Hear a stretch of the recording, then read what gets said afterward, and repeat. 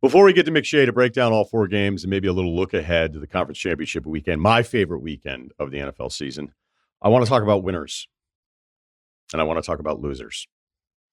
A GM for a team once told me this. He goes, sports basically, and I'm paraphrasing here, is the dumbest business because only one group is supposed to feel good about themselves.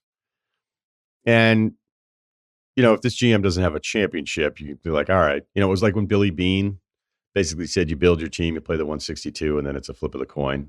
It's like, well, is it because you haven't won and you're rationalizing your lack of success in the playoffs? I didn't feel that way, but that was some of the criticism that he got because, he's kind of right. You look at who you are over all of these months, and then you see how it plays out in the series. And no more fragile than the NFL. One and done. So we could probably get into the depth of, is sports the only thing where only one group is supposed to feel good about themselves in their respective leagues?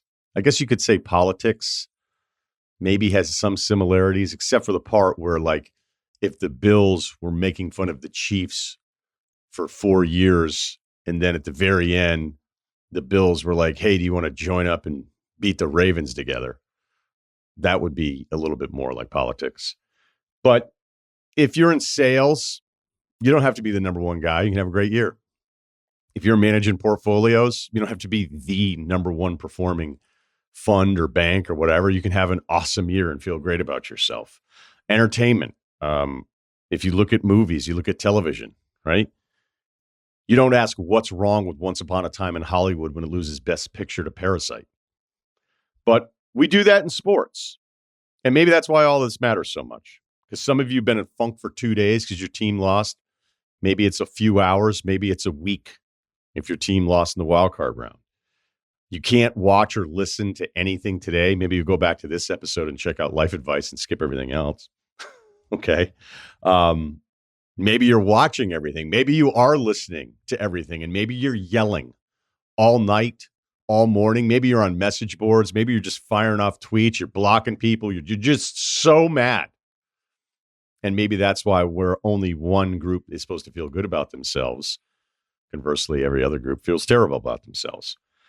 But look, I'm different.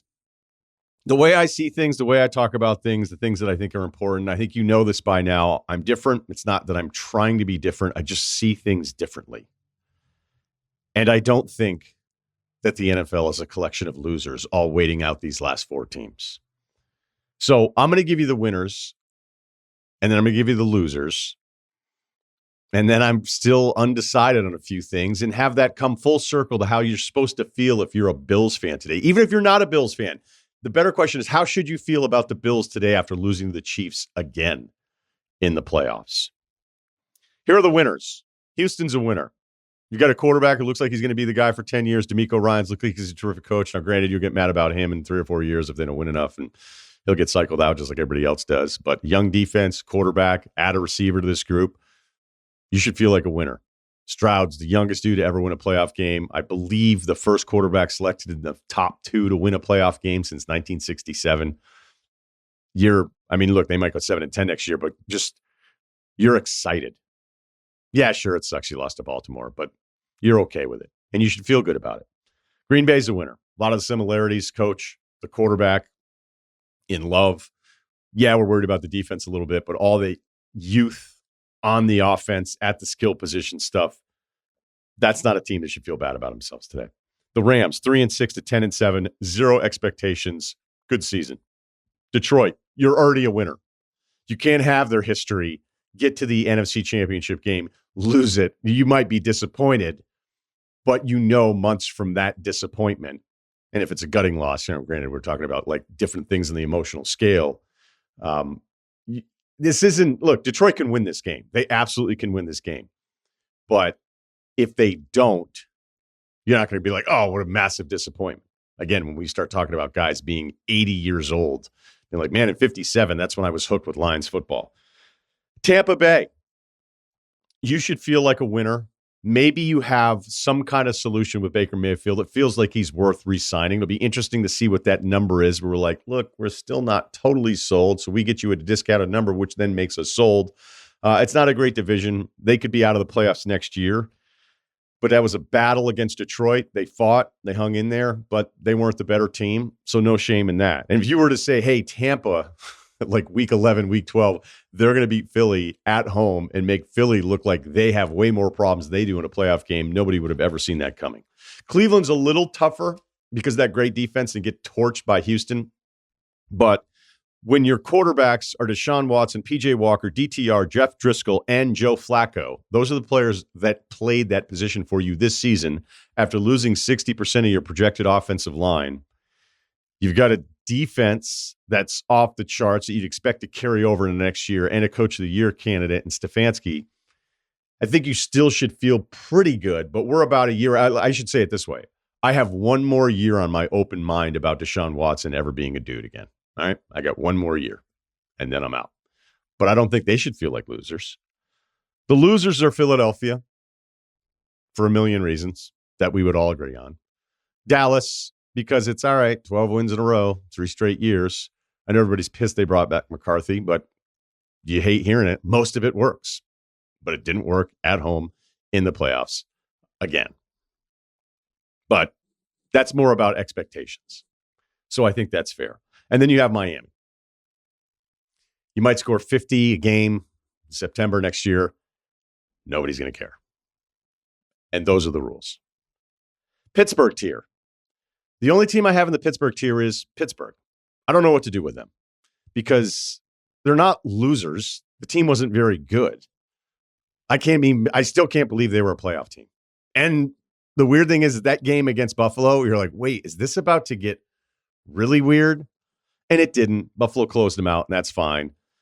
So what were the real expectations? Pittsburgh is probably more about, hey, guess what? This offseason is going to be a lot less fun talking about your starting quarterback after buying into Kenny Pickett all summer of 23. Then we have the TBDs.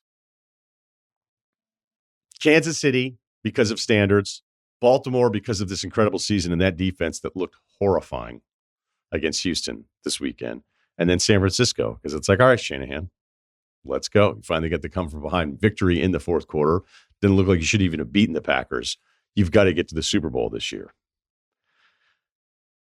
That San Francisco game we're just going to spend some time on with McShay. That's almost like I've had to recalibrate my expectations for them. These are the games. Well, this is the game. This is the Purdy quarterback. Like, this is the version of him where there were people like, until Lamar kind of closed it out for the MVP stuff, it's like, wait, I got to vote for this guy? I got to vote for this guy for MVP? I was counting his bad throws, and maybe it was the rain, right? Maybe it was just the rain. It's simple as that, and we'll see what happens here against Detroit. But I just was like, I'm going to stop counting how many misses. Purdy's balls were dirtier than Barry Keoghan's this weekend. So now we're on the Bills. What do we do with these guys?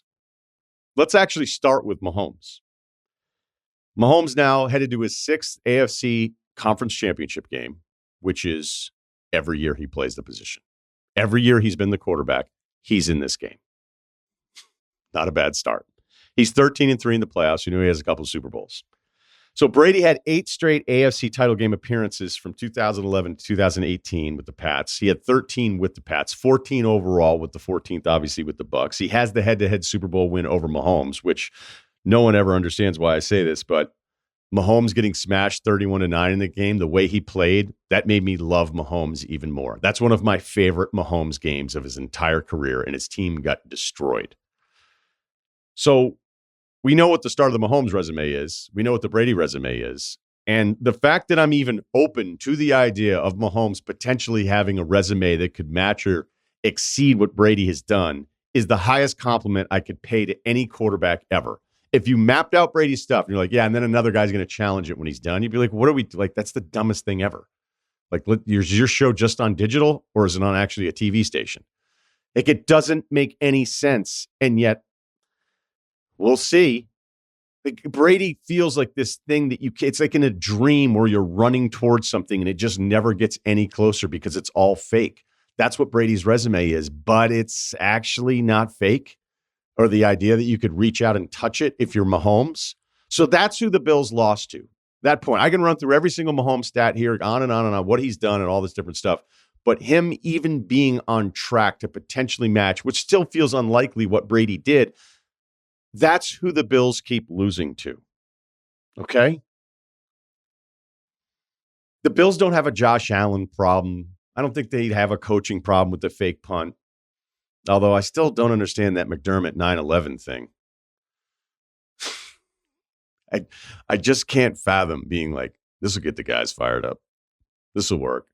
And beyond whether or not you thought the analogy was going to be good for like planning and teamwork, why would you ever share it? I mean, like, there's a bunch of people in this room. Will anyone ever tell anybody in the media how absurd this analogy is? In the SEC, he'd be fired. I don't know. Ivy League might get an extension. So Allen was good yesterday. He was good. If you think about the way the Bills wanted to attack what the Chiefs were doing, it didn't feel like the Chiefs were sending a ton of pressure. It felt like they wanted to make sure there were no deep shots. They were willing to give up the rushing attack, maybe because they wanted the Bills to actually run the football more than having Allen throw it all over the place. And if you look at it, it was actually working for the Bills offense. On their first 31 carries, they only had 3 touches by a defender at or behind the line of scrimmage. That not even a tackle. I'm just talking how often the rusher was touched at the line of scrimmage behind it, only 3 of 31 times. So that was working. So I think some of the Allen attacking or lack thereof was what was available to him. Kansas City didn't send a lot of pressure in this game. They normally do in big spots, so it may not be over the course of a season how often they're blitzing, but there's always those Spagnuolo moments where I'm like, is he going to bring the house? He's going to bring the house. And it's like, nope, they kind of drop back out of it. Look, it'd be nice if Allen hit Shakir on the 2nd and 9 to the end zone. It looked like he had an angle. It looked even more like a miss from the camera angle from behind. Chris Jones is bearing down on you, but you know what? It's not like he wiped him out. There was still a blocker in between there. So it'd be nice if he had hit that. It'd be nice if he hit Diggs underneath. It'd also be nice if Diggs had caught the deep shot to the right side. It'd also be nice if the Bills defense, which is getting old quick here, was able to stop Kansas City. I think one of the most overlooked parts of this game is look at Kansas City's play chart. Field goal, touchdown, and then just the half runs out, so not a real possession. Touchdown. So that's 3 straight touchdowns. It was going to be a 4th until Hardman fumbles.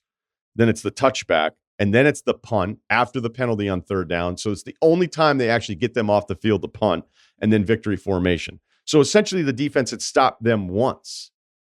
And obviously it'd be nice if Tyler Bass hit the game-tying field goal, which would have given Kansas City the football back with about a minute 40 left, minute 35.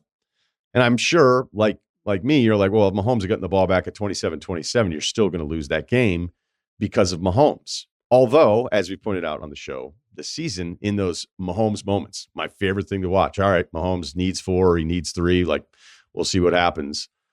They actually hadn't really closed the deal very often this season at all in some of those bigger spots. But still doesn't make me think that it wasn't going to happen again. And picking against him is the dumbest thing ever. It's just dumb. The defense couldn't get anything done. You have the missed kick. You have a couple plays here. It'd be nice if Allen were better. But guess what? He's not better than Mahomes because nobody is. So if your issue with Buffalo,